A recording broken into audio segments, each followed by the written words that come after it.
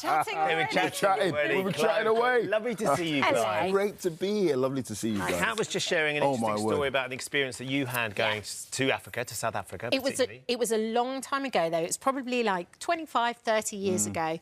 And I was going on safari and they said, whatever you do, don't go to Johannesburg. It's very dangerous. It's very this, that and the other. And you hear all of these things.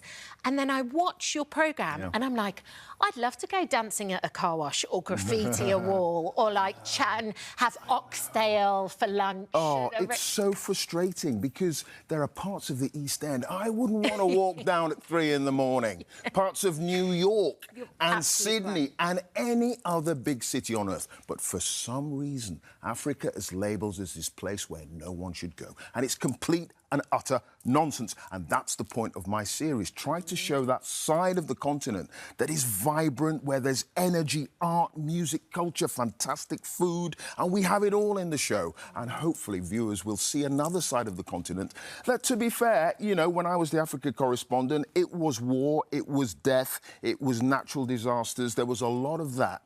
But like any other society anywhere on earth, there is another side, human creativity and fun. And that's what we try to get out in the show. Oh, you really do get it, by the way. You really, really do. I was lucky enough to go out to South Africa for the World Cup in 2010. Yeah. And similarly, there were very strict regulations about where we could and couldn't go, particularly when we were in Johannesburg. We had the most fabulous time. It was an extraordinary tournament. It was an incredible time to be there, to be part of that communal sense that this moment in time was happening in this country was so, so special. It's got such a massive affection in my heart. And I went there years before for the British Lions tour in 1997. My experience there is punctuated with great sporting occasions. Yes. And that is such a massive part of who they are, isn't it? Absolutely huge. I mean, I'm playing football, attempting to play football, with a young bunch of lads who are linked to the Juventus Academy. Wow. This is in Morocco. Fabulous. And it's absolutely amazing. And, of course, Morocco hosted the Africa Cup of Nations and fell at the final hurdle, it has to be said. But sport is such an important part of life across the continent. So that's really, really good. But the food, I mean, I am in Durban, OK? I'm making a thing called bunny chow, right? Bunny chow. Right, OK, so... We need you to make this for us in the kitchen. I'll be there. I'll be there a little bit later on. And basically, it's a fantastic curry that you have for lunch. It's quite filling. But you put it in a portable container, which is half a loaf of bread. Oh, nice. So you cut the bread in half, scoop out the middle, pour in the curry, wrap it up and take it to work. Wow. And that's your lunch. And that's what the itinerant labourers from South Asia, Pakistan, India and whatever, when they moved over to South Africa, they took their lunch boxes with them, and that's how they worked. A little bit like a Cornish pasty originally. Exactly. Boom. You've got it, man. That's exactly what it is, a Cornish pasty. And you eat the bowl at the same time. And you eat the bowl at the same time. There's nothing. Lick your fingers, job done. There was an amazing moment as well where you got to meet Nelson Mandela's granddaughter. And what I found so interesting when you were talking, because obviously we all know about Nelson Mandela and the huge effect he had on the country and the world. But it was so interesting to me when you were talking to her and she went, I just wanted to see my grandfather again, really. And I didn't necessarily... You know, that thing of, like, it was just his granddaughter. Thing, you know, I mean, we forget these huge figures in political life on the global stage. Their dads, their brothers, their sisters, their mothers, they're normal folk too. And Ndalika, who is a really good friend of Milton, who was the producer at the BBC when I was the correspondent there, the three of us, we have lunch together in Soweto. And it's a fancy restaurant, very fancy restaurant with an incredible wine list, gorgeous gourmet food.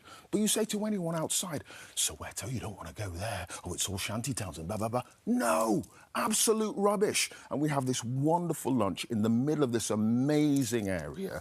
Nelson Mandela lived on the same street as Archbishop Desmond Tutu, just round the corner from the restaurant. Yeah, it's a museum now, his house, isn't it? Yeah, absolutely, exactly. It's a museum. You can go and you can pay homage and stuff. And we're just chewing the fat about modern South Africa, what it was like. I mean, I covered Ndalika's grandfather's funeral in 2011. I spoke to him when he was released from prison in 1990.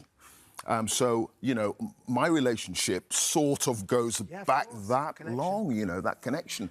And so it was wonderful to just chew the fat over wonderful food with fantastic wine, talking about modern South Africa. And that is one of the highlights of a wonderful series, I hope. There's this lovely counterpoint, really special counterpoint, Clive, that this series offers for you to go and explore that part of the world in a different way, to the news broadcasting that we see you doing live from war zones or wherever that may be, to Mastermind, of course, which is such a woven into the fabric of all of our cultures, our lives. I wonder how you sort of think about Mastermind as a role and the importance of that job compared to some of the other stuff that you do. You know, Ben, it's a really good question, because all those little bits of output, programming, whatever, they're all parts of my own personality. And I think the thing is, you know, I've been a journalist for over 30 years.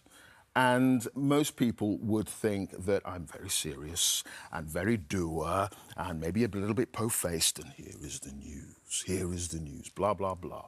Yes, and that's very important to me. But anyone who knows me knows I like a laugh. Yes. I like a bit of fun. I like to attempt to dance and tell jokes and eat great food and drink wonderful wine and be with friends and all that kind of stuff. That is another part of my personality. So the travel series, Mastermind, the proms, all that other stuff that I do, it all makes me a rounded human being. I'm not just a cipher for the news. I talk about that regularly. One of the things that we're talking about laughs, though, we've got to play this one clip we've got from Mastermind, poor old Richie, because I've been there when you ask people a question on a quiz and they're under pressure and they give you an answer. And this was his specialist subject. Just have a look at this clip. We'll get Clive's take on it. Melanie B joined the Spice Girls in 1994 and was usually known by what nickname? Abrupt Spice? No, Scary Spice. I don't think he's ever going to live that down. No. You got to say, yes. I've got to say this, right? There are so many people out there say, yeah, but the questions are so easy. Oh, you know, they're at home. They've got a cup of tea. They're in front on the sofa. So easy, they're watching yes. It is, trust me, you get in front of me in that studio. Yes. You will forget your own name. You'll forget what Scary Spice is. Forget Scary Spice. Yeah, exactly. You forget a nickname, and that's the thing. It's not just the level of difficulty of the questions, it's the whole atmospherics, it's everything. I put my glasses on. I am Mr. Serious. And in fact, Magnus Magnusson, when he started the show over 50 years ago now, he was billed as the interrogator. Yes. He's not just a quizmaster, he's an interrogator. He wants to know what you know. And remember, the whole format of the programme reputedly comes from a guy called Bill Wright. He was a producer at the BBC, and he was shot down over Germany in the Second World War. He was interrogated, and they asked him, name, serial number, rank, all that kind of stuff. And that's where, at the beginning of the programme, you get your name, your occupation, your specialist subject. The light is on you, it's dark, it's just me and you. Interrogation. Trust me, Kat, I'm nervous already. You get on the show, I say, what's your name? You'll say dog. Know what I mean? Wouldn't. Thank you. Clive, it's lovely to see you. Thank you for popping by. Great to be here. Your show is gorgeous. Yeah, Thanks Clive Myrie's African Adventure, starts this evening, 6:30. It's on BBC Two and BBC iPlayer. Bit of escapism. Yeah. Enjoy.